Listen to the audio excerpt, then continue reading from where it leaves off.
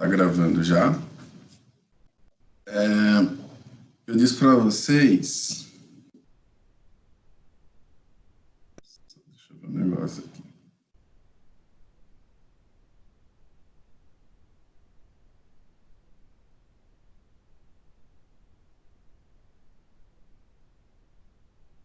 Eu vou procurando um poema, cara. Eu tenho certeza de que. Tá aqui. Tenho certeza que eu havia deixado para vocês, né? Mas eu vou precisar dele hoje. Tá, então vamos lá, vamos começar agora a aula. Primeiramente, bom dia, então, a todos aí. Estou bem feliz por começar esse dia, né? Essa segunda-feira com vocês. Segunda-feira? Tá bem pouco, né? Deixa eu beber meu líquido que dá um ânimo a mais aqui, aí eu posso começar a aula melhor. Que é água. Né? Vamos lá, então. Estou muito feliz por começar essa sexta. Essa parte aqui de mentiras, hipocrisias e tudo mais, eu posso pular. A gente vai falar sobre Fernando Pessoa hoje. Nós já trabalhamos o pré-modernismo brasileiro, embora eu fique retomando, né? Tem que meio que me desapegar disso. Mas a gente já trabalhou o pré-modernismo brasileiro e nós vamos, obviamente, entrar no modernismo brasileiro, mas é bom que a gente agora saia, né, da literatura brasileira e viaje um pouquinho para Portugal, porque temos ali uma figura icônica, uma personalidade literária que é a mais importante, inclusive, talvez depois de Camões, né? Não para mim, eu prefiro Fernando Pessoa, obviamente, mas entre os poetas da literatura portuguesa, ele certamente é o que merece maior destaque. Fernando Pessoa ao lado de Camões. E ele trabalha ressignificações, então, quando vocês estudaram lá, acho que vocês devem já ter percebido isso, né? A diferença entre o pré-modernismo brasileiro e o pré-modernismo de Portugal é que no Brasil a gente trabalhava a construção de uma identidade, vocês viram, né? Eu falei já com vocês várias vezes sobre isso, só que em Portugal não. Em Portugal seria a retomada de um momento de orgulho. Então, por isso existe a palavra saudosismo como uma das características mais fortes de lá, tá? Então, que saudosismo? A qual saudosismo estamos nos referindo aqui? Estamos nos referindo ao momento em que Portugal tinha muita glória e que, de repente, isso vai se esvaziando aos poucos, beleza? Vai se esvaziando aos poucos, porque vamos pensar na relação entre Portugal e Brasil, vocês vão ver, por exemplo, que o Brasil conquista a independência, também outras terras vão conquistando a independência e um monte de coisa vai acontecendo, né? A gente entra no século XX, né? Num cenário mundial de guerra, de conflitos. Inclusive, o modernismo, vocês vão perceber que é bem esse momento, assim, entre as duas guerras, né? Então, primeiro começa lá com a ideia de que a gente pode tudo, né? A gente tem todas as capacidades, nós aprendemos com os nossos erros, né? Como resultado da Primeira Guerra Mundial. Né? Então, o modernismo vem bem depois disso. Aí, se você for pegar, por exemplo, no Brasil, isso reflete o mundo inteiro, né?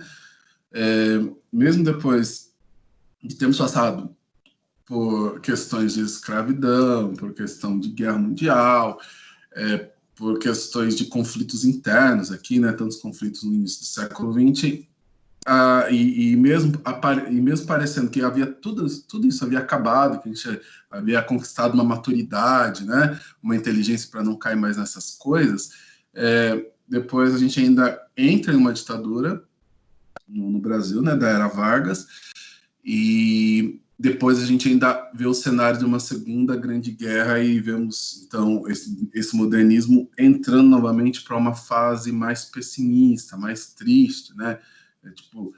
A gente pensei que a gente havia aprendido, mas nós não aprendemos, não.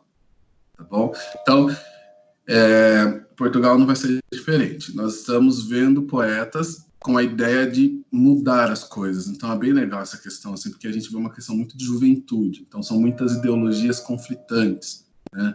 São muitas ideias que estão entrando agora no seio da sociedade e muitas reflexões. Então, as pessoas aprendem a analisar as coisas com mais inteligência, menos preocupadas com dinheiro, menos preocupadas com capital, mais preocupadas com a integridade, a honra, o pensamento coletivo, as questões de respeito ao próximo e tudo mais, tá?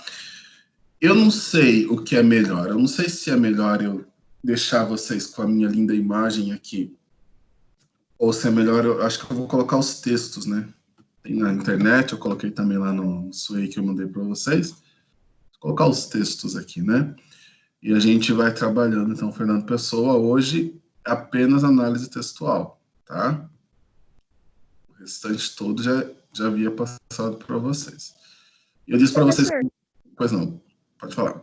Desculpa te interromper, mas agora que você falou dessas coisas de aula, eu acho que é bom você fazer isso sempre quando você apresentar alguma coisa que, tipo, seja importante assim, sabe? Por exemplo, alguns professores, quando é aula que eles têm que mostrar algum texto, alguma coisa, eles deixam a tela rodando e vão falando, como se fosse a lousa. Eu não lembro se você já fez isso, mas eu acho muito interessante você manter essas coisas assim. Tá. Você diz para utilizar a tela, tipo, colocar os textos na tela? Ou você diz para ir? Aí é mais... Ah, legal. Então, vou fazer isso. Vamos ver se eu entendi, né?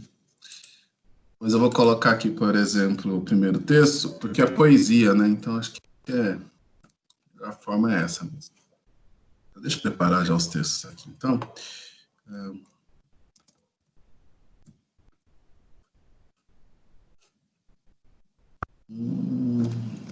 só um minutinho, tá?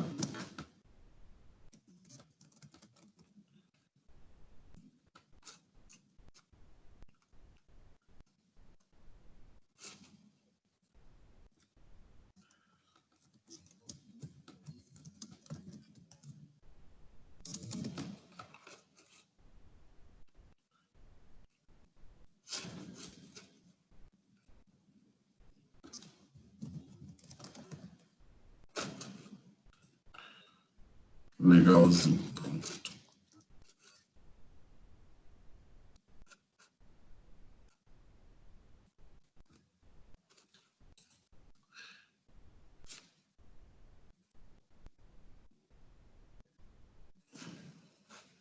Tá, então vamos lá. Então, se vocês já estão vendo minha tela, o primeiro texto que a gente vai analisar é esse daqui, tá? Eu estou colocando, deixando para vocês exatamente da forma como vocês recepcionaram aí, tá? Então, é esse texto aqui, mas é legal vocês darem uma olhadinha nesse site aqui, olha. Só foram os links que eu mandei para vocês, na realidade.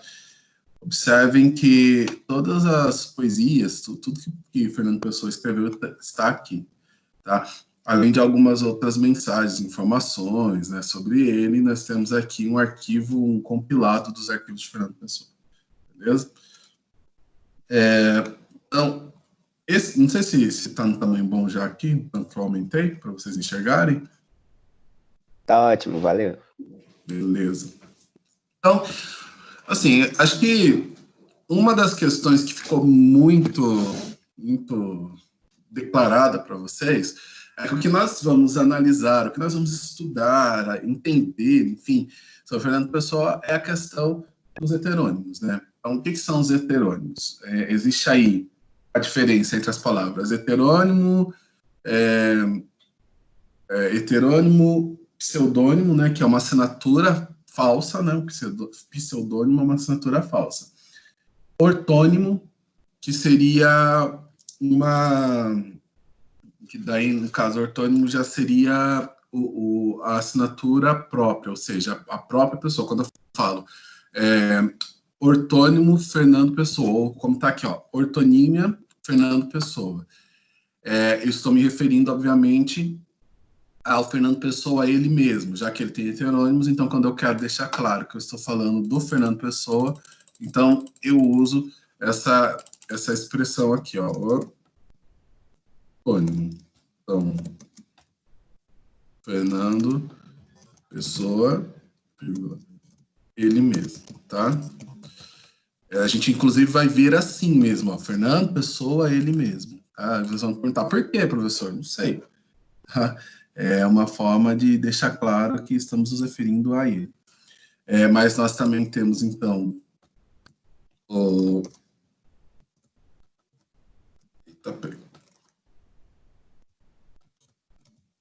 pseudônimo, que seria uma assinatura. Isso nós não vamos ver, é claro, em Fernando Pessoa, né? E os heterônimos, que é um desdobramento, né? Outras pessoas. É um desdobramento, no caso do próprio poeta. Eu vou colocar outras pessoas, entendendo? Várias pessoas, tá bom? Por que heterônimos? Então, eu quero que vocês pensem em uma outra possibilidade aqui, ó. Então, o que são as homonímias, né? Na gramática, por exemplo, as homonímias são palavras que apresentam similaridades, como, por exemplo, a palavra manga, né? A palavra manga, ela pode se referir a uma fruta, ela pode se referir a uma parte da roupa. Então, é uma palavra homônima. Uma palavra homônima que a gente fala que é homógrafa, que tem a mesma grafia, e homófona. Então, é um homônimo, homógrafo, homófono, né? Mas existem outras palavras, como, por exemplo, deixa eu pensar aqui, eu não tinha pensado em explicar isso para vocês, mas existem outras palavras, como, por exemplo, a palavra forma, né? Forma ou forma. Então, são duas palavras também, então, são homônimos, né, palavras homônimas, mas eu chamo de homônimas, homógrafas, ou seja, tem a mesma escrita, heterofônicas, que têm sons diferentes, tá? Então, mas por que eu estou falando isso para vocês? Porque é obviamente que heterônimos, então, são coisas diferentes, tá? São pessoas diferentes, são elementos diferentes. É só vocês lembrarem lá do homogêneo e o heterogêneo, né? Que vocês não estudam em língua portuguesa, mas que o homogêneo, o que é uma mistura homogênea? É quando você não consegue mais distinguir os elementos dentro daquela mistura. E o que é uma mistura heterogênea? É quando você consegue distinguir elementos ali. Então, enquanto os outros poetas são homônimos, né, vamos dizer assim, então, enquanto os outros poetas são homônimos, ou seja, você consegue entender apenas um poeta, mesmo com uma diversidade de sentimentos, Fernando Pessoa era heteronômico. Nossa, que dificuldade de falar isso. Fernando Pessoa era heteronômico, ou seja, ele se desdobrava, tá? Então existia mais de uma pessoa falando através de Fernando Pessoa. E esse nome dele é bem bem oportuno, né, para essa realidade, já que a gente fala de Fernando Pessoa. E aí eu pergunto para vocês, como entender isso, cara? Como entender esse negócio assim dele se desdobrar? Que loucura é essa? Por que isso é um heterônimo? Né? Não é a mesma coisa, por exemplo, da Clarice Lispector, que escreve um livro todo, mas a Clarice Lispector está escrevendo como se tivesse uma outra pessoa lá escrevendo a história de uma outra pessoa, aquela loucura lá da Hora da Estrela, né? Mas não, no caso da Clarice Lispector não chegava a ser um heterônimo. Por quê? Para ser um heterônimo, ele tinha que pensar, ele tinha que realmente constituir ali uma pessoa, ou seja, o dia que nasceu, como foi a vida, o que a pessoa fez, o que a pessoa estudou, eram elementos que não existiam, mas que passavam a existir na mente do Fernando Pessoa e tinham personalidades, tá? Inclusive dia da morte.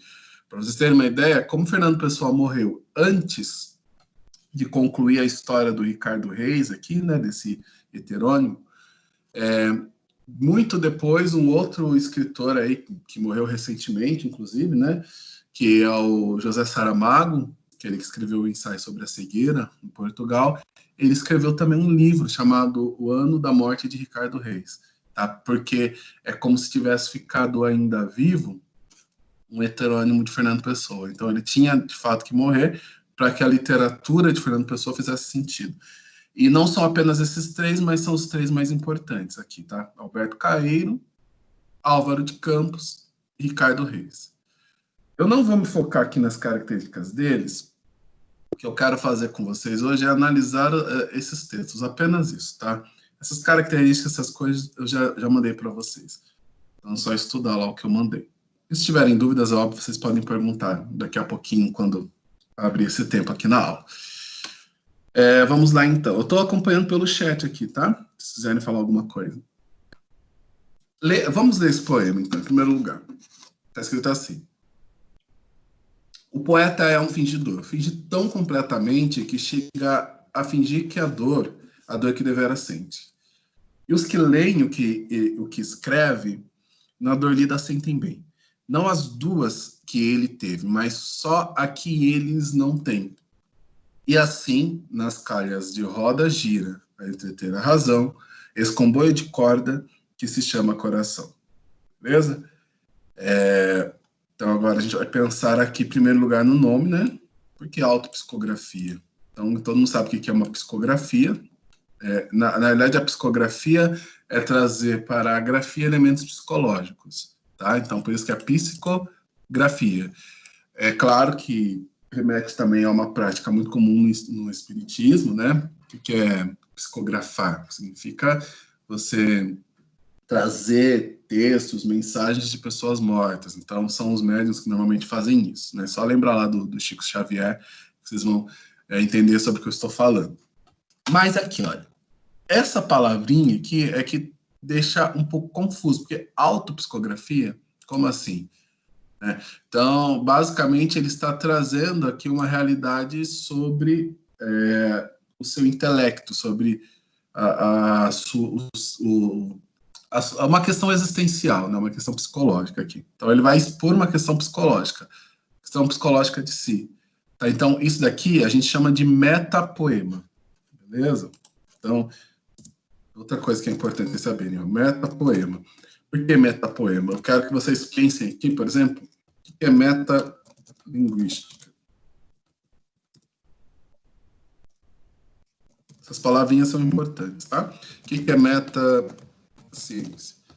Então, metalinguística é quando a linguagem fala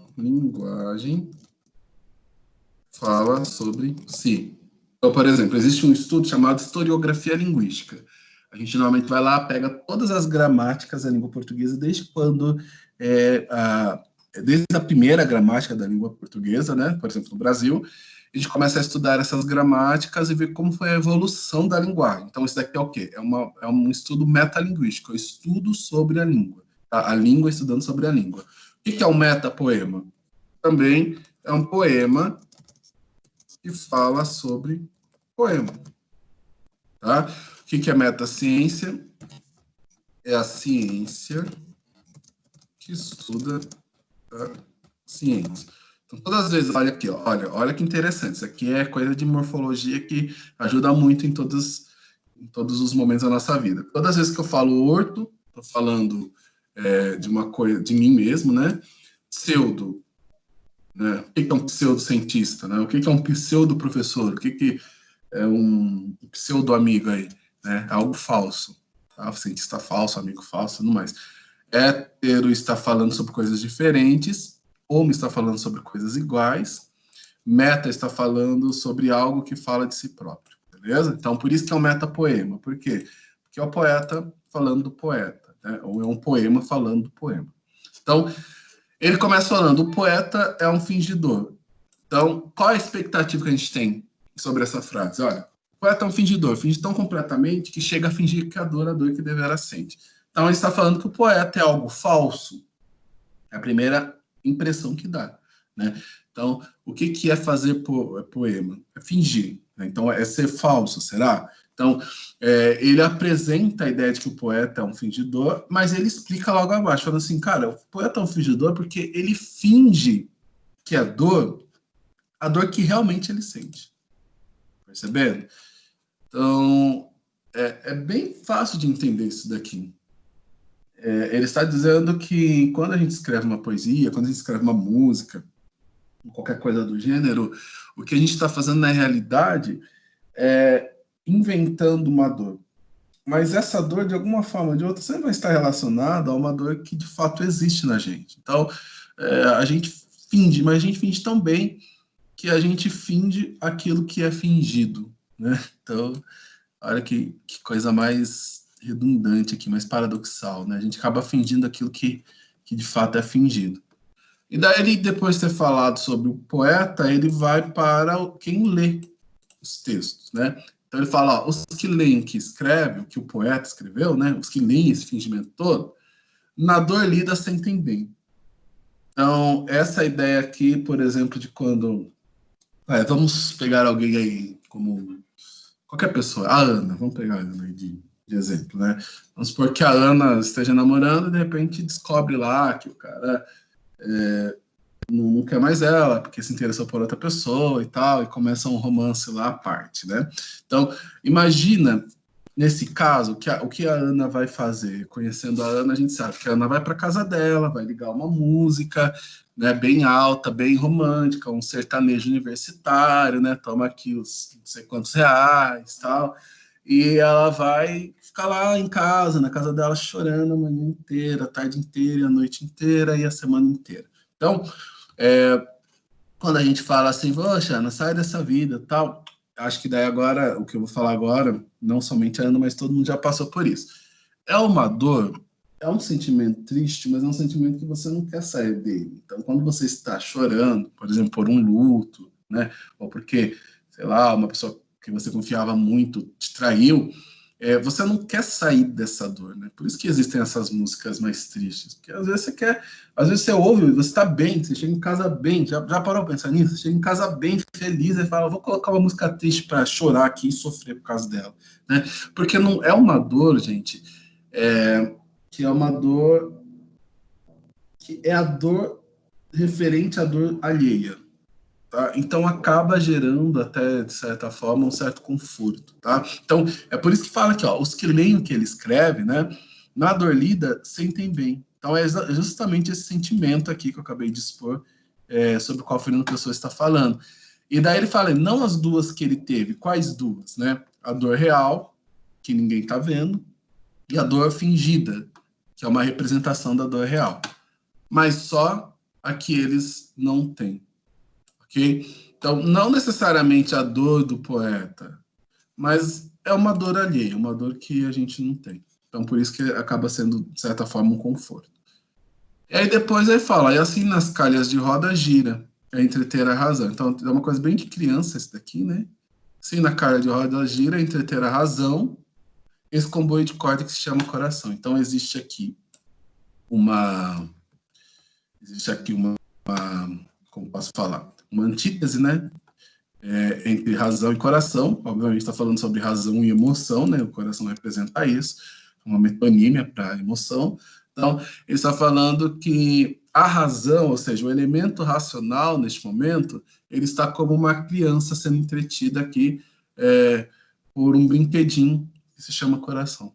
Beleza? Então, basicamente é isso que o poema quis dizer. Tá? Olha só, tem uma... Eu nem sei se vocês vão se deparar algum momento na vida de vocês com essa palavra, mas é politoto, tá? Então, ó, fingimento, fingir, finge. É uma figura de linguagem, né, que a gente nunca vai ouvir falar, dificilmente alguém vai falar sobre isso aqui com vocês, ou vocês vão encontrar na vida de vocês, mas eu estou só expondo aqui para vocês, tá? Que é essa ramificação da mesma palavra, e ele apresenta isso aqui, né? Então, ó, fingidor, finge, fingir. Oi? Pode Como falar. que é? O quê? É polipito. Como que é o nome? Eu não sei falar. Polipoto. Polipoto. Senhora. É diferentona, né? Quase ninguém fala isso mesmo. Estraguei meu copinho. Vamos lá. Tá legal, né, gente? Legal isso aqui, hein? Olha, esse poema é legal porque ele acaba mostrando essa brisa do Fernando Pessoa. Tá? Eu chamo os veteranos de brisa mesmo, porque ele é um cara muito brisadão. Inclusive, existe uma lógica aí que dizem que, no final da vida dele, ele morreu de cirrose, né? Então, nada a ver com essa teoria, né? A teoria é de que ele tenha morrido esquizofrênico, né? Mas como um desdobramento da própria esquizofrenia, o que é praticamente impossível. Mas existe uma história paralela à biografia dele de que ele era esquizofrênico. Né? O que a gente sabe sobre ele deixou alguns textos escritos, assim, tipo, além desse poema, ele deixava alguns diários para não se perder. Então ele escrevia lá nos diários as coisas que estavam acontecendo com com esses heterônimos dele, sabe? Umas coisas que nem ia ser utilizado na poesia em si. E a gente sabe, por exemplo, que para representar a raiva, a cólera, por exemplo, do Ricardo Reis, ele ficava em pé, tipo, dias em pé para sentir dor nas pernas, para sentir cansaço sem comer, para ficar realmente revoltado e poder expor aquele sentimento de raiva, porque é um desdobramento dele mesmo. Então, como eu sou quando eu estou com raiva? Então, ele chegava ao extremo para isso, tá? É uma coisa de louco, né? Então, não era uma pessoa muito normal, não, beleza? Eu acho que por ser tão louco, ele era tão interessante. A outra também é do Fernando Pessoa, né? Ou seja, é um ortônimo, né? Chama-se Ela Canta a Pobre Ceifeira. Isso daqui eu acho que a Sofia foi você que pegou esse texto lá na atividade 6? Sofia?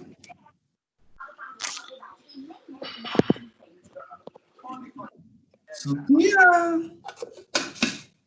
Sofia? Oi, você tá ouvindo? Agora eu tô. Fui eu que peguei esse aí mesmo. Foi, né?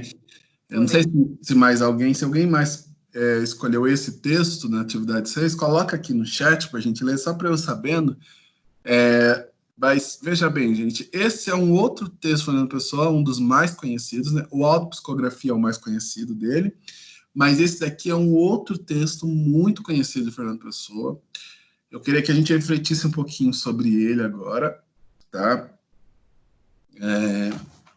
Eu não quero ficar na aula de hoje e muito longe, assim, né? Eu sempre falo isso, mas hoje eu realmente queria, sei lá, ir até umas 9 horas só com vocês. Eu quero o 9h15, sei lá. Porque estamos falando de poema, às vezes é um negócio tão legal, né? Mas ficar falando muito cansa, né? Então, vamos lá. Ela canta a pobre ceifeira. Vamos ler a primeira estrofe aqui, né? Então, olha. Ela canta, pobre ceifeira, julgando-se feliz, talvez. Canta e ceifa e a sua voz cheia de alegre e anônima viuvez. Então, eu quero que vocês olhem para essa estrofe, quero que vocês entendam comigo aqui essa imagem. Então, nessa imagem, o que a gente percebe é que o Fer está paradão em um campo, né? Ceifeira não está relacionada à morte, né? Ceifeira está relacionada à pessoa que trabalha no campo, né? Como a ceifeira é uma mulher, então a gente entende, e a gente começa a perceber, ou a sentir, ou a descrever, ou a imaginar em Portugal uma pessoa que trabalha no campo, que está alheia a todas as questões da vida, da ciência, dos conflitos, né?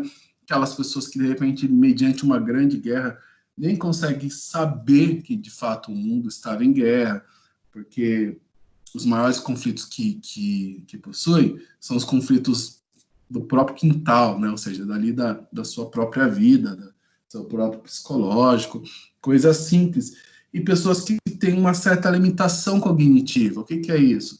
Não tem muito contato com a ciência, não tem muito contato com o aprendizado, não desenvolve muito essas outras questões científicas que levam a grandes reflexões, né? Então, por exemplo, nós vemos Álvaro de Campos, né, refletindo demais, cara. Ele sofre com isso, refletindo demais sobre a vida, sobre a ciência. Ele tem um conhecimento profundo científico, então ele sofre demais. Aqui, Fernando Pessoa está parado diante de uma mulher simples, ele congela essa imagem e ele reflete sobre essa mulher, tá bom? Então ele faz aqui um diálogo interior. E ele fala, olha, essa mulher ela está cantando, né? Ele a chama de pobre ceifeira. A gente tem que pensar pobre em que sentido? Não é pobre no sentido de dinheiro. Você está falando pobre ceifeira, tipo, ai, que dó da ceifeira, né? Não sabe quando você olha para alguém e fala pobre, infeliz, olha para alguém traído, pobre, infeliz, né? Exemplos, temos fartos aqui na sala, né? Pobre, infeliz. Então, ela canta pobre ceifeira, julgando-se feliz, talvez. Olha só, gente, ele coloca em prova a felicidade dela. Em primeiro lugar, ele faz isso. Vocês estão conseguindo sentir aqui uma certa altivez da parte dele, né? Ele está querendo ser superior, olha, julgando-se feliz, talvez. Então, ou seja, se ela diz ser feliz, é um julgamento dela. É um julgamento. Ela acha que ela é feliz, né? Agora ele coloca aqui ainda, talvez, ou seja, além de se caso ela achar que é uma pessoa feliz ser apenas julgamento, eu não boto muita fé que ela acha que ela é feliz, não. Tá bom? Então, e ele começa a falar, olha, canta e ceifa, ou seja, são as duas ações que ela faz, só isso. A única coisa que ele consegue perceber ela fazendo é isso, né? E a partir disso ele traz toda uma reflexão. Então, ela canta e ceifa, e a voz dessa mulher é cheia de uma alegre. Então, ouvindo, parece que ela está alegre. Olha a inveja, né? Parece que ela está alegre. Mas anonimamente, ou seja, aquilo que não se percebe é uma anônima viuvez, ou seja, algo triste. Então, a antítese aqui, né? Pelo menos a noção é antitética, né? É uma antítese conceitual, né? Alegre e viuvez. Então, parece que está feliz, mas eu acho que não está não, hein? Então, sabe, quando você vê o seu ex aí com aquela mina, então, você fala, poxa, parece que está feliz, mas eu acho que não está não. Eu acho que ela está corneando ele e tal. Então, é basicamente isso que ele está falando sobre a ceifeira aqui. E aí ele continua falando sobre o canto dela. Então ele fala, ó, ondula como um canto de ave, no ar limpo como um limiar. Então, ou seja, como uma limítrofe, ou seja, como um limite, tá? Como um limiar. Limite do quê? Né? E há curvas suaves e há curvas no enredo suave do som que ela tem a cantar. Então aqui ele descreve a voz dela, essa mulher estava cantando pra caramba, né? Pelo jeito. Agora, gente, ele para de falar da ceifeira. E ele começa a falar sobre o que ele sente a partir do canto da própria ceifeira. Aí ele fala assim, olha, ouvi-la alegra e entristece. A antíteses aqui novamente. Né? E agora a primeira questão, como pode algo alegrar e entristecer? Como é possível isso? Então aqui a gente começa a ver já um desdobramento do eu, né? E ele fala, olha, na sua voz ao campo e a lida. Ou seja, é carregado, tem uma carga de significado toda aquela voz. Né? Tem uma história por trás disso. E canta como se tivesse mais razões para cantar que a vida. A gente começa a perceber já aqui que tudo que ele está falando sobre a ceifeira é, na realidade, sobre ele mesmo. Né? É a percepção que ele tem sobre ela. Ele está falando, poxa, cara, como pode ela ter uma história por trás de tudo isso, né? De campo, de lida, aquela coisa, todo dia a mesma coisa, né? Não tem tantas outras razões superiores ou maiores que essa, mas ainda assim ela canta como se tivesse mais razões para cantar do que a vida, cara. Então a vida para ela é inferior, né? Aquilo que a gente sempre busca, que todo mundo está buscando crescer na vida, está buscando alguma conquista. Para ela, cantar é mais importante que tudo isso. Aí ele entra realmente na sofrência. Olha, Canta. Canta sem razão. E essa frase, gente, sei lá, é a frase, acho que define Fernando Pessoa. Olha. O que me sente está pensando. Derrama no meu coração a tua incerta voz ondeando. Então, o que a gente pode pensar aqui, né? Ele está dizendo assim, cara, ela canta sem razão, não é sem motivo, sem razão, tipo, sem raciocinar, tá ligado? Ela canta sem razão nenhuma, ela só canta com a emoção. E no meu caso, até o que eu estou sentindo pensa. Ele está falando sobre o desdobramento aqui dos heterônimos dele, né? Até o que eu estou sentindo tem razão. Então, olha aqui, gente, uma antítese aqui, né, também. Olha, a ceifeira possui um canto sem razão. No caso dele, até o que ele sente, até o sentimento dele possui razão. Então, vamos lembrar que Fernando Pessoa era um cientista, era um cara que lia pra caramba, era um cara que estava ligadão nas tendências do início do século XX, né? Então, o que veio aí no início do século XX? As questões da psicanálise, teorias relacionadas ao desenvolvimento tanto na ciência, nas ciências exatas, né? Então, estou pensando aí na matemática também, a metafísica, que Fernando Pessoa era perito. Então, ele está falando, cara, eu estou olhando para uma mulher, mano, e eu sou um merda, meu irmão, porque até o que me sente está pensando, eu não consigo. Então é uma prisão. Agora pensar, agora ter esse raciocínio, essa capacidade de raciocinar, para ele passou a ser uma prisão. E ele faz uma súplica. Ele fala assim, cara, derrama no meu coração a tua incerta voz ondeando. O coração dele, de uma forma paradoxal aqui, representa a razão, né? Porque até o que me sente está pensando, né? Então ele está dizendo assim, derrama sobre mim, sobre essa parte que eu deveria sentir algo, essa tua voz incerta ondeando, ou seja, aí ele fala, né, o resultado disso aqui é, querer ser tu sendo eu. Então, o que ele está sentindo aqui, na realidade, não é o que a gente pensou no início, né, aqui, que ele estava menosprezando, minimizando a ceifeira. O que ele está falando, gente, na realidade, eu queria muito ser você. Eu queria muito não precisar ficar pensando como eu fico. Eu queria muito não precisar ter toda essa capacidade de raciocinar, de pensar, essa razão toda aqui que acaba comigo, cara.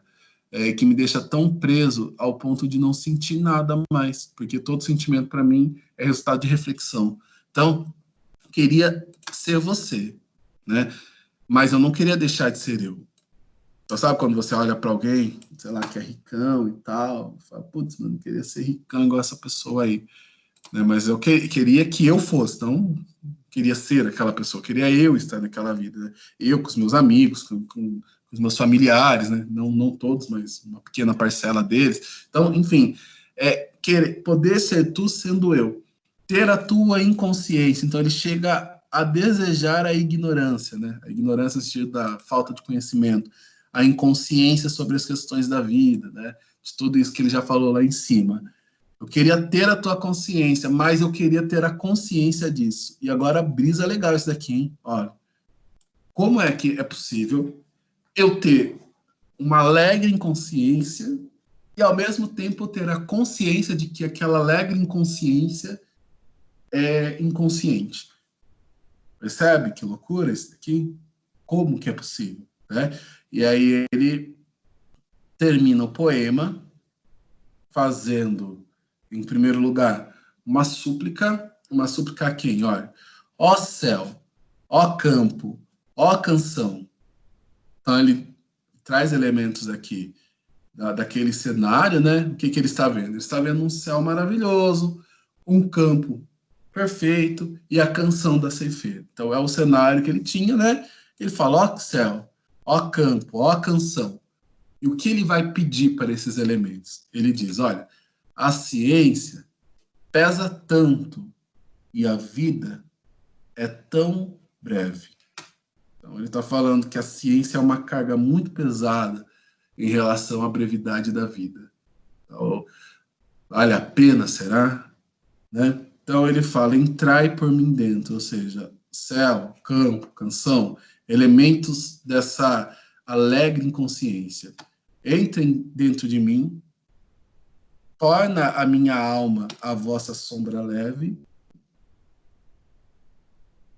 ou seja, faça-me parte de ti, entra em mim, faça-me parte de ti, e depois, levando-me nesse sentimento de alegria, passai. E passai por quê? Porque ele valorizava ainda assim a ciência, ele valorizava a consciência que ele possuía, ele valorizava o pensamento que ele possuía. Por isso que ele fala, passai, beleza? Então, a gente termina aqui a análise desse segundo poema. Alguém quer fazer alguma pergunta, falar alguma coisa? Porque eu estou falando demais aqui, eu estou cansado de ouvir minha voz, imagina vocês. Querem falar alguma coisa aí? Ana, pode falar, filha. Eu não quero falar nada, não. Tá aqui, ó, Ana Lúcio, mãozinha levantada. Ah, foi sem querer. Suavão. Olha o Léo falando, eu tentando entender a pessoa. Buga, né, mano? Buga, mas nem tanto assim, gente. É mal mesmo. Deixa eu olhar aqui o chat. Vocês vão ver que é uma loucura, né? O negócio aí é uma loucura. Não dá pra fazer. É uma loucura mesmo, mas é uma coisa muito legal. Eu, particularmente, sou apaixonado pelos poemas do Fernando Pessoa. Tá? Vamos passar para o próximo, então? Ninguém quer falar nada mesmo? Ninguém quer pôr algum ponto, refletir alguma coisa? Suave, então? Só eu mesmo? Tá, vamos lá. Felicidade mil aí. Esse daqui eu não vou fazer grandes reflexões, porque é bem simples, né? É um conselho do Ricardo Reis. Então, é bem simples, tá? Vamos só ler, tá bom? Se tiver alguma coisa para se falar, ou se vocês não entenderem, quiserem que eu explique, mas isso aqui eu só coloquei porque eu ia falar apenas sobre Fernando Pessoa e Álvaro de Campos. Eu falei, vamos colocar um de Ricardo Reis. Ele é um cara meio visionário, né? Um cara que pensa no futuro, na tecnologia, e de repente ele traz aqui um poema tão legal, eu achei tão legal, tão tão orientador, assim, né? Fica como um conselho aí. Olha, segue o teu destino, rega as tuas plantas, ama as tuas rosas, o resto é a sombra de árvores alheias. A realidade sempre é mais ou menos do que nós queremos. Só nós somos sempre iguais a nós próprios. Suave é viver só. Grande e nobre é sempre viver simplesmente. Então, olha, suave é viver só. Então, é tranquilo viver só. Mas grande e nobre é sempre viver simplesmente. Ou seja, independente se só ou acompanhado, né? Viver é nobre. Né? Então, deixa a dor nas aras, como exvoto aos deuses. Vê de longe a vida, nunca a interrogues. Ela nada pode dizer-te. A resposta está além dos deuses. Mas, serenamente, imita o Olimpo no teu coração. Os deuses são deuses, porque não se pensam. Então, acho que vocês conseguiram já entender, né? O que ele está falando aqui. Totalmente oposto ao Fernando Pessoa e totalmente oposto também aqui ao Álvaro de Campos. Ele está dizendo para a gente, cara, viva, apenas viva. E o restante, cara, é tudo besteira, né? Ele está falando, olha, essa parte que é muito legal quando ele fala dos deuses, né? Que ele diz assim, olha, vê de longe a vida, nunca interrogues. A gente fica colocando tantas questões na nossa vida, né? Tipo, por que assim, mano? Por que eu tô sofrendo desse jeito? Ele está dizendo, cara, você não tem sentido interrogar a vida porque ela não vai te responder nada. A resposta para tudo isso está além dos deuses, né? Além daquilo que você acha de mais supremo, de mais poderoso, a resposta está muito além de tudo isso.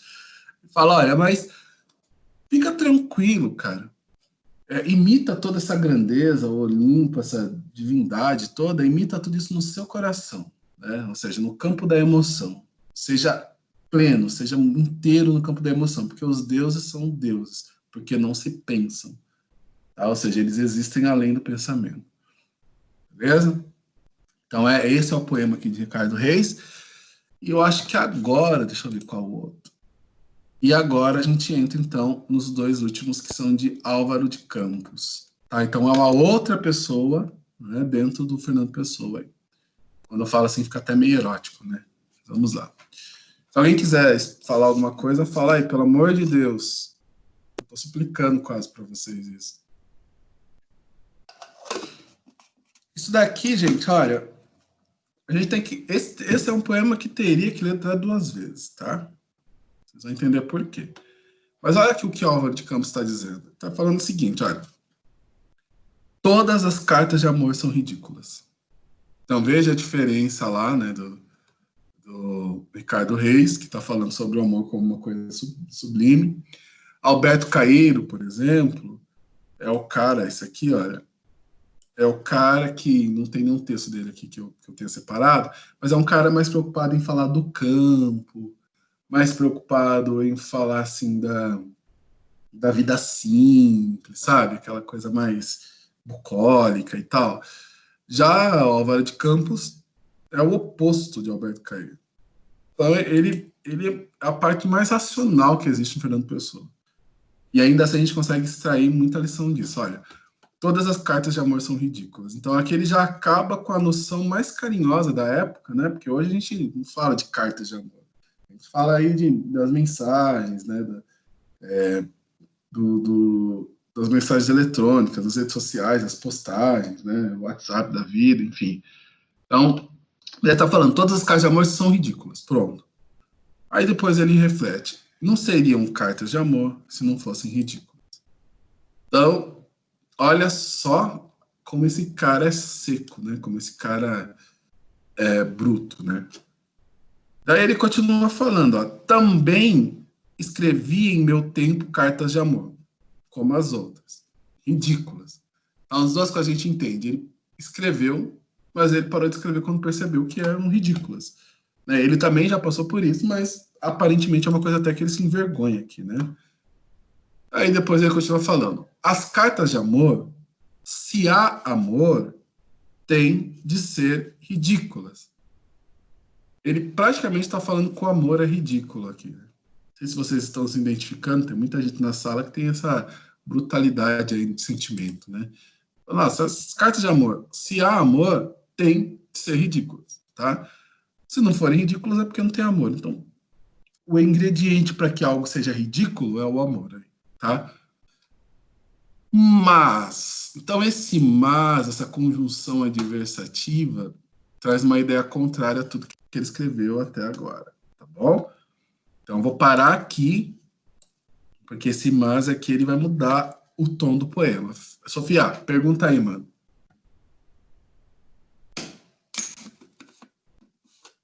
Ah, tá, já vi a pergunta aqui.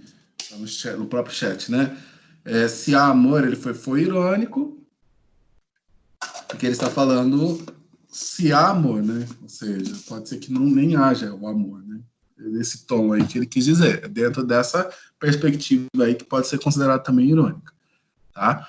Então, olha, mas, afinal, então, há uma ideia adversativa e ao mesmo tempo conclusiva aqui pelo afinal, né? Então, é uma conclusão que vai contrária ao que ele escreveu anteriormente. Só as criaturas que nunca escreveram cartas de amor é que são ridículas. Olha que legal isso daqui, gente. Então ele está falando assim, cara, as cartas de amor são ridículas. Se tiver amor, elas são de fato ridículas, porque o amor também é ridículo. Mas mais ridículo ainda são as pessoas que nunca escreveram essas cartas. Então, para ele, aqui, aparentemente, até agora, tudo é ridículo, né? Só que quando ele fala ridículo, agora acho que é o momento que a gente voltaria para o início do poema e a gente começa a ler de outra forma.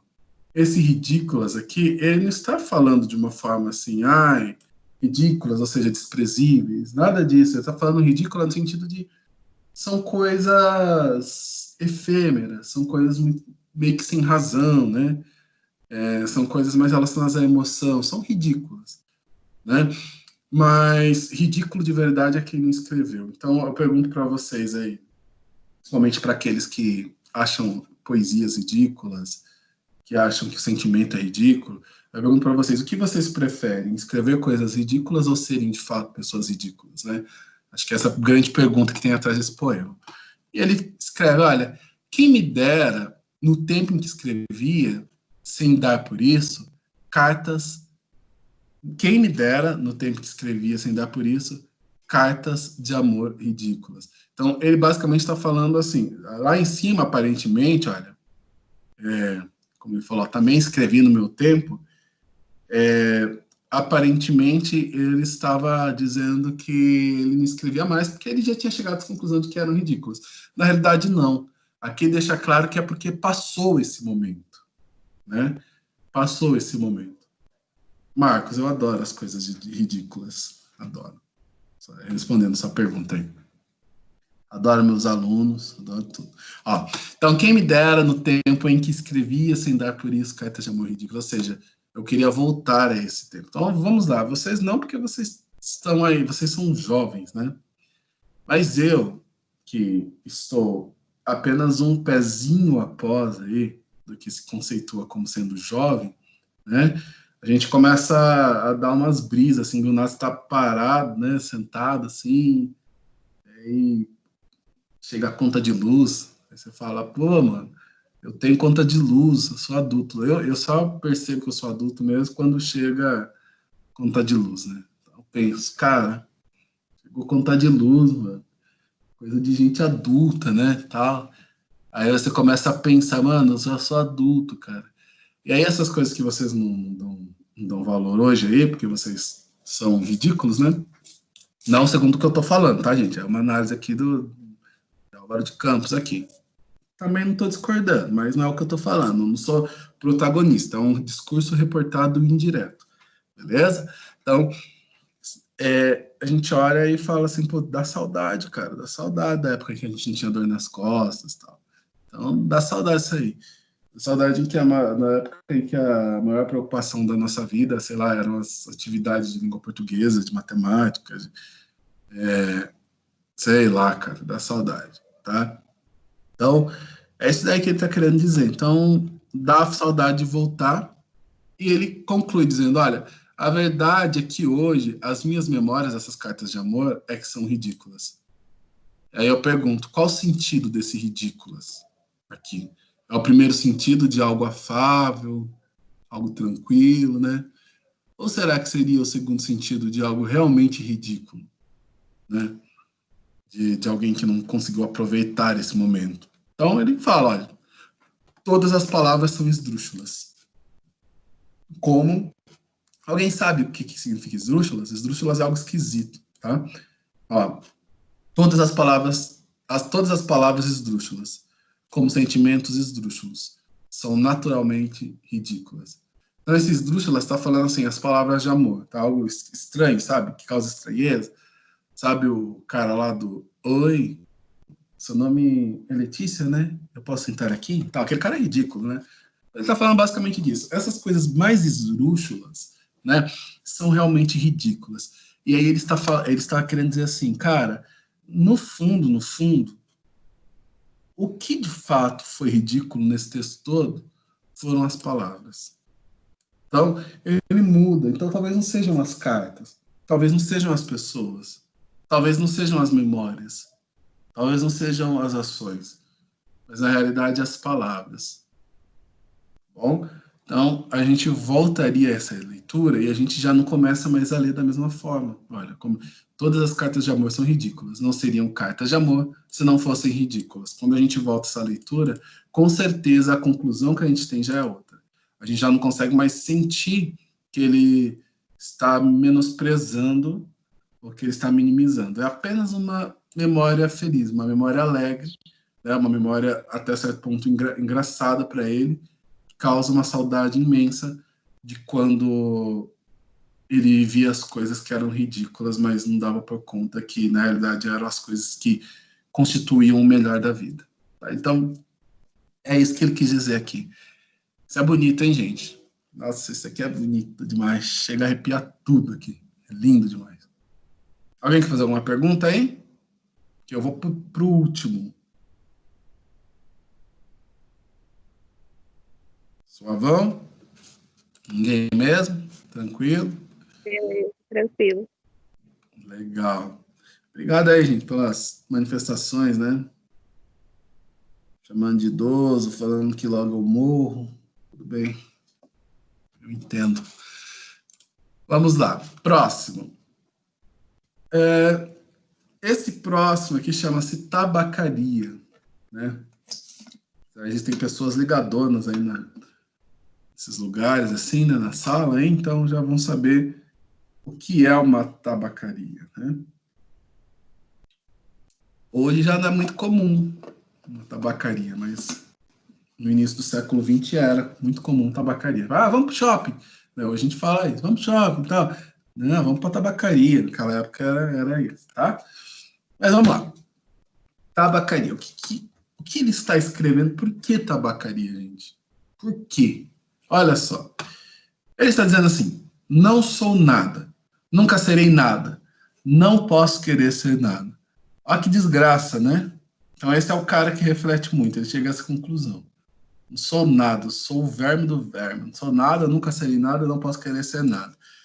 Essa palavra nada aqui, ela marca uma característica literária chamada niilismo. Tá?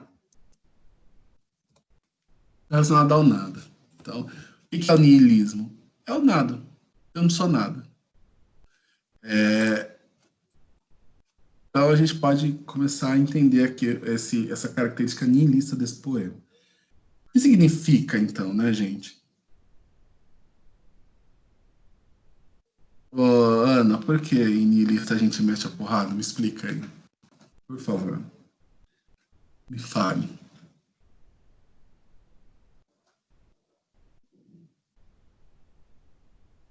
Gente chata. A Carol escolheu esse. Ah, gente, olha, nihilista não é gente chata, né? Vamos entender por quê? Vamos entender o que é o niilismo aqui. Porque a gente fala assim. Ah, tá, desculpa. É que a minha idade avançada eu não havia entendido, Ana, que é um meme. Desculpa aí. Mas vamos entender o que é o niilismo, né? Porque niilismo é embaçado, hein, cara? Niilismo não é. Tipo assim, você fala, é nada. Então, como assim nada? É embaçado explicar isso daqui. Então ele fala: não sou nada, nunca serei nada, não posso querer ser nada. A parte disso, tenho em mim todos os sonhos do mundo. Então, olha a oposição das ideias aqui, né? Todos com nada, beleza? Então é de fato uma oposição de ideias. Aí ele começa a falar, gente, olha, é um poema muito grande, a gente não vai chegar nem na metade dele, tá? E depois eu vou pular pro final, porque vocês que leiam depois, tá? Realmente eu quero terminar a aula lá para umas 9h15 hoje. Ó, janelas do meu quarto, janelas do meu quarto. Então, em primeiro lugar, remete a uma ideia de uma pessoa que está sentada lá no quarto, triste, na sofrência, né? Olhando pela janela ao mundo e uma pessoa solitária também. Fica óbvio isso daqui, tá? E o que ela está fazendo? Refletindo. Então, novamente, a questão da razão atrapalhando a vida do cara. Então, ó, janelas do meu quarto. Do meu quarto, de um dos milhões do mundo, que ninguém sabe quem é.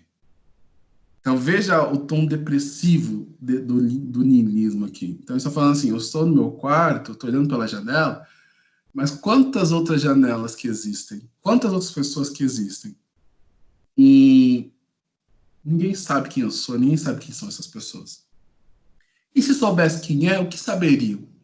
Então, tipo assim, e mesmo que alguém soubesse, né, quem eu sou, alguém que passa ali, olha para a janela, me vê, o que eles saberiam sobre mim? O que eu tenho de diferente ou de especial, de destaque em relação a todas essas pessoas? Fala, dás para o mistério de uma rua cruzada constantemente por gente. Então, é uma rua, né? Que as pessoas ficam passando por essa rua e ele fica observando essas pessoas. Para uma rua inacessível a todos os pensamentos. Que daí ele está falando agora de uma coisa mais interior. Né? Ninguém consegue... a rua física que ele está olhando da janela, todo mundo passa, todo mundo vê, ele vê, mas quando as pessoas que estão na rua olham para ele, ele faz essa relação aí dele sendo uma rua que é inacessível a todos os pensamentos. Real, é real, ao mesmo tempo impossivelmente real. É certa, mas é desconhecidamente certa. Com o mistério das coisas por baixo das pedras e dos seres. Com a morte, a porumidade nas paredes e cabelos brancos nos homens. Então, essa foi uma questão do tempo. O Fernando Pessoa era muito ligado ao tempo, né? A questão do tempo e do espaço aí, né? Ele pensava muito nisso. E aqui ele escreve, olha, cara, os homens, né? Com o tempo, os homens vão se envelhecendo. Tem um poema, tem um texto aí de Caetano Veloso, que é uma música, né? Chamada Força Estranha, que ele faz até um dialogismo aqui. Ele fala assim, olha, eu vi muitos cabelos brancos na fronte do artista, o tempo não passa, no entanto, ele nunca envelhece. Então, ele está falando basicamente assim, embora a pessoa, o artista envelheça, a essência daquela pessoa não envelhece, né? Por ser um artista, a arte não envelhece. É igual a esse texto, que vocês estão vendo aí que são textos muito atuais, né? Embora façam 100 anos aí, completam 100 anos de existência, são textos atuais, tá? Então ele fala, com destino a conduzir a carroça de tudo pela estrada do nada. E aqui eu quero parar um pouco para refletir com vocês, tá? Essa parte aqui, que eu acho que é até aqui que a gente vai, basicamente, do poema. Acho que a Carol vai achar estranho isso, porque acho que ela já viu que esse poema é um poema muito comprido e, ao mesmo tempo, muito profundo, né? Mas é por conta do tempo mesmo, para a gente não ficar muito tempo aqui. Então, o que ele está falando? Quando lá em cima ele diz, olha, eu não sou nada, nunca serei nada, não posso querer ser nada, né? Mas ele fala assim, a parte isso tenho em mim todos os sonhos do mundo, ele está refletindo justamente essa parte do texto. É mais um daqueles textos, né, Fernando Pessoa, em que você lê, você chega a uma conclusão, mas depois você acaba tendo que retornar, porque não era nada daquilo que você havia entendido. Porque o que ele está falando aqui era, em primeiro lugar, sobre a brevidade da vida, como ele coloca aqui em cima, né, com a morte, a porumidade nas paredes e cabelos brancos nos homens, né? Então, a questão aqui da umidade nas paredes está falando da decadência, ou seja, da desintegração, né, das paredes, né? A umidade causa isso, mas a decadência também humana, né? E aí ele conclui dizendo, ó, com o destino a conduzir a carroça de tudo. O que seria isso, uma carroça de tudo? Ele está nos comparando a pessoas que andam em uma carroça, né, que era o carro da época, né? Então, o meio de condução é muito carregado, é cheio de bagagens, né? É cheio de coisas. Mas isso não faz sentido porque a estrada é a estrada de nada, a base é um nada. Então, o niilismo dele é falando sobre isso, é falando, perguntando, questionando, vale a pena? Gente, vale a pena, de fato, você... Agora, vamos refletir vocês aí, tá? E, mais uma vez, é a reflexão de Fernando Pessoa, tá? Não é nenhum conselho meu, não. Mas ele começa a pensar que, cara, vale a pena, por exemplo, sexta-feira, 7h30 da manhã, eu estar acordado, constituindo um destino, uma vida, pensando aí no planejamento dessa minha vida, estudando, queimando os meus neurônios para conseguir chegar a alguma conclusão, para aprender, entender alguma coisa e, de repente, em determinado momento, esse meu cérebro ficar inativo, como decorrência da morte, né? Valeu a pena tudo isso, será? Vale a pena a gente lutar a vida toda para ter coisas, para carregar a nossa condução, né? A carroça de tudo aqui, né?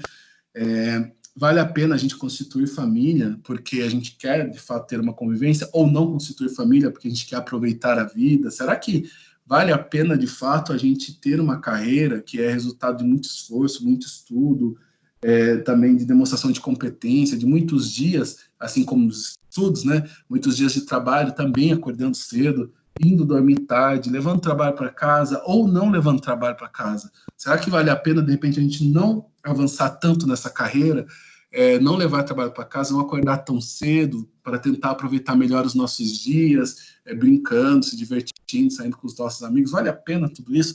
Será que existe qualquer caminho que vale a pena, considerando que um dia tudo isso vai acabar? Né? Considerando que um dia a morte chega, bate na nossa porta e tudo aquilo que a gente construiu, valeu a pena? Então é a pergunta.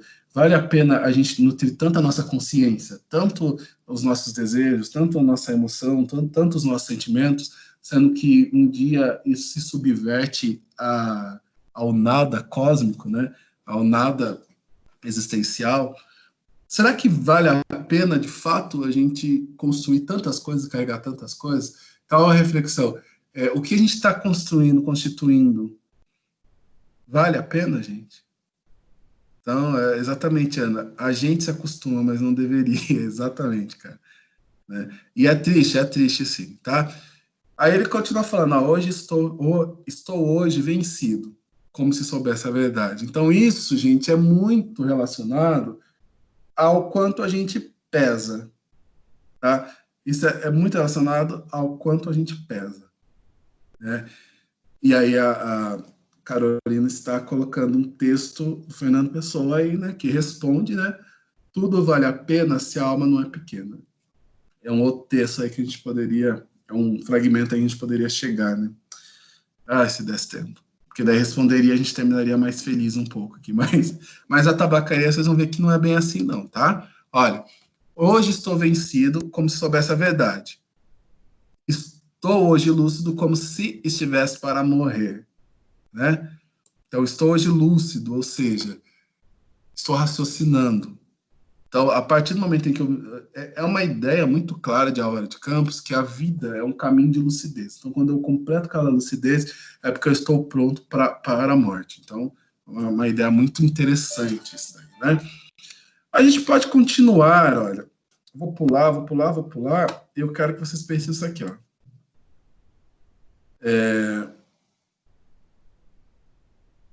De dentro da minha cabeça, a fileira de carruagem de um comboio e uma partida apitada de dentro da minha cabeça e uma sacudidela dos meus nervos e um ranger de ossos na ida. Então, ele está falando ainda da morte aqui, né? Mas não era essa parte que eu falei. Aqui, ó. Continua o niilismo. Presta atenção nisso aqui, gente. Presta atenção nisso aqui. Falhei em tudo. Então, ele continua pensando lá na questão da vida, né? Acabei de mostrar para vocês, independente do caminho que se escolha, existirá a falha. Então, se eu escolher aproveitar a vida, talvez quando eu morrer eu falhe. O que eu estou deixando, né? Se eu escolher, o que eu estou deixando aí de memória para as outras pessoas, né? Mas se eu escolher, de repente, construir uma carreira, ser realmente importante nesse mundo, aí, quando eu morrer, eu vou falar, poxa, mas que adiantou tudo isso se eu não aproveitei a vida?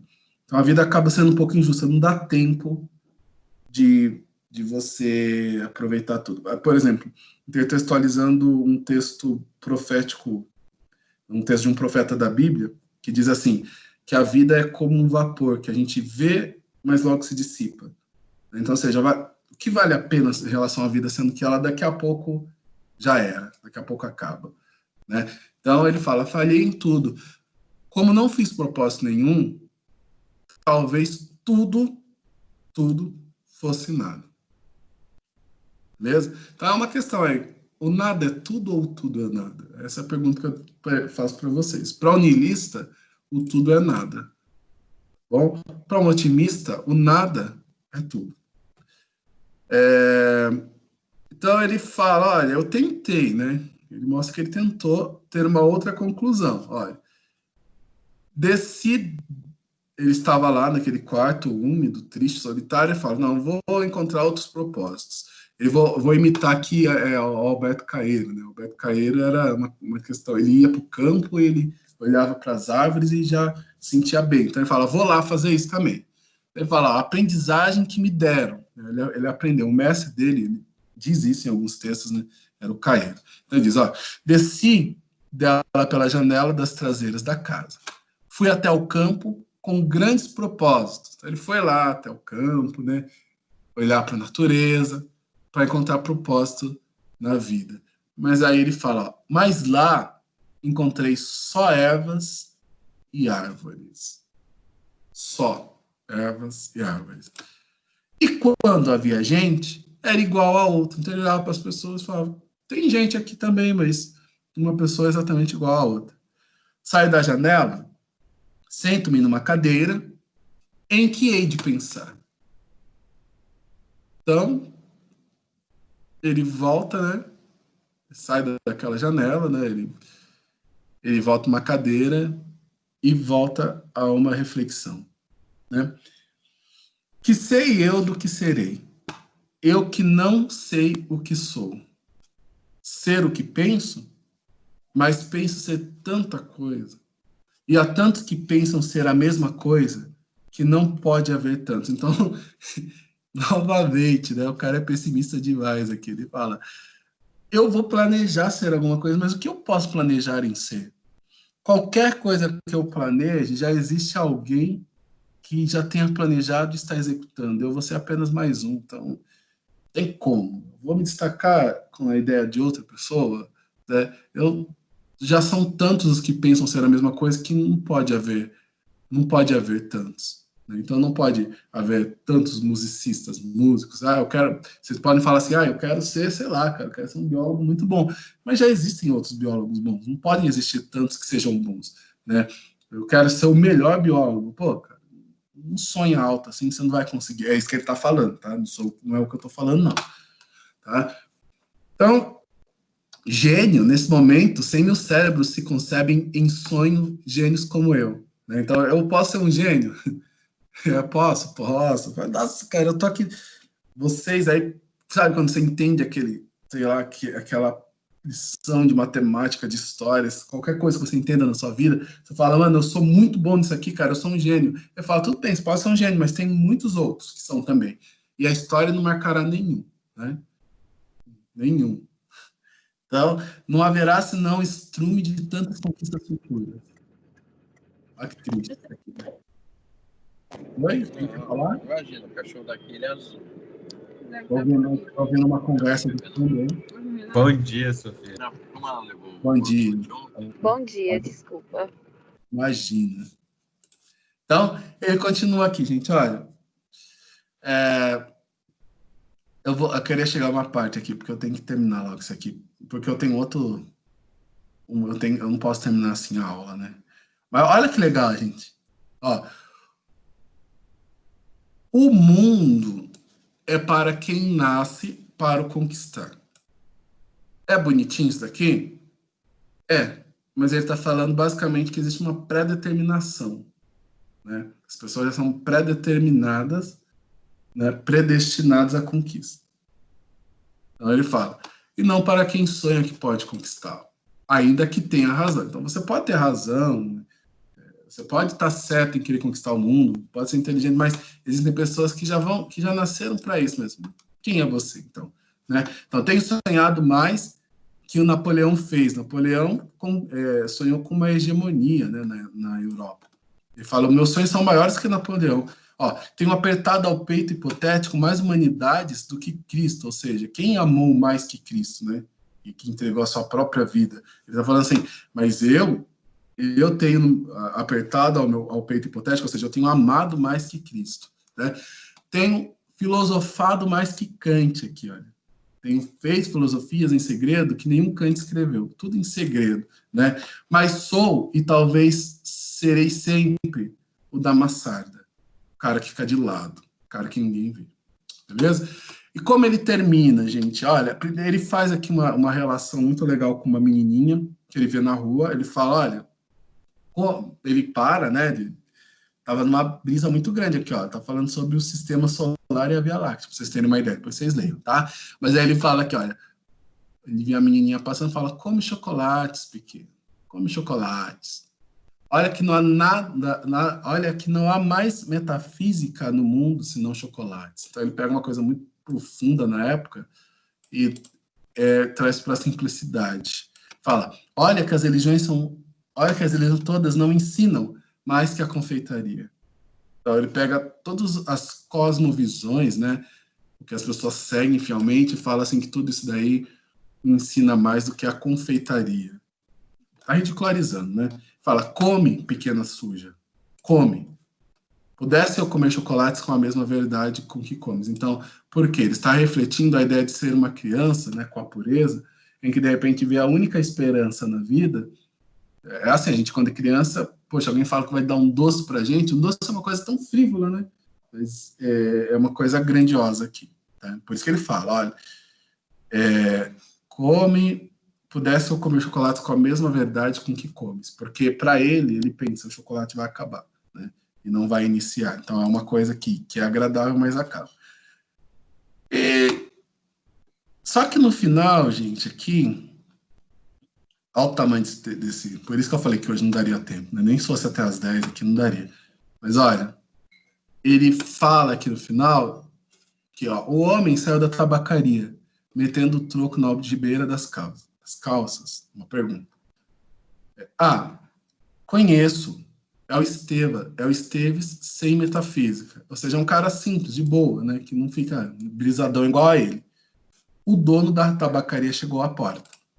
Como por um instinto divino, Esteves voltou-se e viu-me. Então, um cara lá que ele conhece, talvez seja colega, amigo, não sei, olhou para ele e tirou ele daquela brisa. Acenou-me a Deus e gritei-lhe, adeus, ó Esteves. E o universo reconstruiu-se-me sem ideal nem esperança. E o dono da tabacaria sorriu. Tá? Reflitam sobre isso. Reflitam sobre essa ideia aqui, porque aí agora ele mostra, não existe apenas eu sem esperança na janela. Existe também o Esteves, que não pensa tanto assim, né? E que consegue perceber as coisas, né? Por exemplo, percebeu ele na janela. Existe também o dono da tabacaria, que sorriu. E esse poema melancólico termina com um sorriso. Assim como muitas verdades da nossa vida podem terminar, tá? Eu quero terminar essa aula com uma reflexão do próprio Fernando Pessoa, de um poema muito curto dele, que eu gosto muito, que eu sempre falo, né, sobre ele, toda oportunidade que eu tenho para falar sobre o Fernando Pessoa. E esse poema, ele termina falando sobre a lua. Eu acho muito interessante que ele fala assim que você percebe a lua no chão, né? Quando você está andando, de repente passa por uma poça d'água, você percebe a lua no chão. E ela é vista em todos os lugares.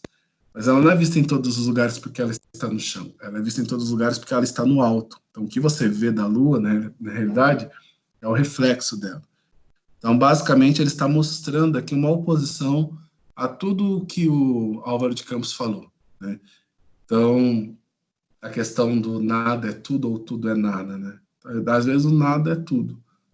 Então, ele diz assim, olha, para ser grande sem ter, põe o quanto és... Aliás, deixa eu achar aqui, né? Ah, tá, lembrei. Para ser grande sem ter. Então, essa primeira parte, ele fala assim, você quer ser grande, você quer ser alguém que tem algum valor, ou seja, a oposição dessa ideia nihilista. Então, ele fala, para ser grande, cara, você não precisa ser maior do que o outro, apenas seja inteiramente o que você é, porque, pensa aí, né? Às vezes, uma outra pessoa é aparentemente tão grande, né, tão importante, mas na realidade essa outra pessoa, ela está se doando apenas pela metade. E a outra pessoa ali do lado, mesmo sendo tão limitado, na realidade ele está se doando por inteiro. E acaba sendo muito maior, acaba sendo de fato grande. Então ele fala, para ser grande, ser inteiro. Esqueci o poema, que desgraça. Deixa eu encontrar aqui. Lembrei. Para ser grande, ser inteiro, nada teu, exageras ou exclui. Ou seja, você não precisa exagerar nada e você também não precisa de excluir nada, né? Essa ideia aqui, ó. Para ser grande, ser inteiro, nada teu, exagera ou exclui. Tá? Então, tudo que você tem que ser exatamente na medida daquilo que você é. Você não pode exagerar dizendo que você é maior do que o que é, mas essa parte que o exclui, porque nós vivemos uma época em que as pessoas excluem parte para, às vezes, Às vezes para, sei lá, para ceder uma pressão social, para estar ligadão nas ideias da geral aí, né? O pessoal, todo mundo pensa assim, então eu vou excluir parte do que eu sou, né? E ele fala, ó, ser todo em cada coisa. Então não é assim, ah, eu vou me dividir aqui. Então eu vou, para isso daqui eu vou me dedicar tanto, não. Em tudo quanto você for fazer, ser inteiro, tá? Ser todo. Põe o quanto és no mínimo que fazes, mesmo que seja uma coisa mínima, mesmo que seja uma coisa muito pequena, não interessa. Tá? Põe o quanto és no mínimo que fazes. E aí ele termina dizendo, e assim, em cada lago a lua toda brilha, porque alta vive. Então, talvez não valha a pena ser realmente niilista.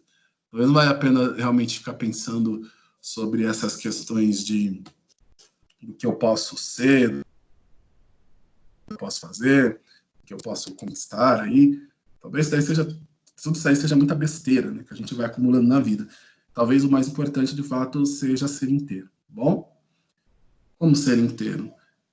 Não excluir nenhuma parte de vocês. Bom? Gente, muito obrigado pela participação. Vou encerrar por aqui. Reflitam lá naqueles poemas, leiam, façam a leitura lá do material sobre o pré-modernismo e manda bala, tá, gente? Vamos lá, que a próxima aula a gente vai de literatura, a gente já vai entrar na Semana de Arte Moderna e é loucura, loucura, beleza? Beijão, gente. Um abraço para vocês e até a próxima aula. Falou! Tchau, tiozinho. Obrigada. Falou, mano. Leonardo. Parabéns aí. Valeu, mano. Leonardo é bobo. Tchau, Mica. Tchau, Tchau. Quem falou? Quem falou? o Igor. E aí, Igor? Falou, Igor. Um abração pra você, mano. Bom final de semana, hein? Falou, Marcos. Obrigado, Marcos. Obrigado, Ana, também. Falou, Isaac. Um abração, mano. Tchau, Carol. Até a próxima aula. Falou, Marina. Até a próxima aula, hein?